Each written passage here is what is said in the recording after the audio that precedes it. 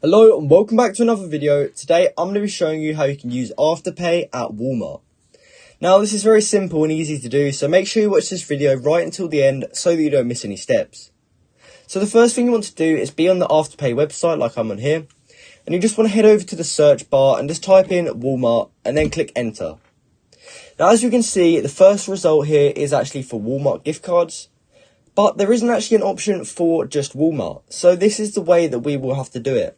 So what we'll have to do is basically buy these Walmart gift cards through Afterpay. And then when we go over to Walmart, when we choose a payment option, we can actually pay with these gift cards that we've just bought through Afterpay.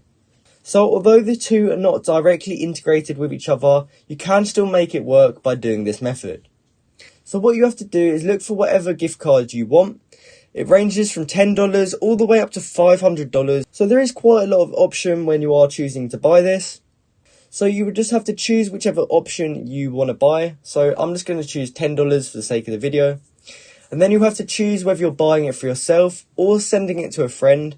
But I'm assuming most of you will be buying for yourself. So you just want to click on buy for yourself. And then of course you want to be logged into your account. I'm not logged in at the moment, so it is asking for my details.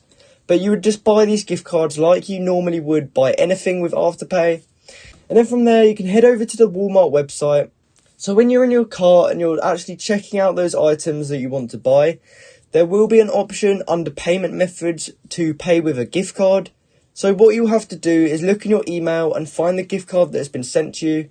And then you just have to put in the code that comes with that gift card, input it into the Walmart website, and then from there you are able to pay for your items in your Walmart cart via that gift card that we'd actually bought from Afterpay.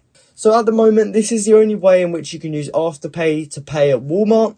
I hope you found this video helpful, and if you did, please comment down below to say this video helped you out, and like and subscribe for more content like this. Thanks for watching.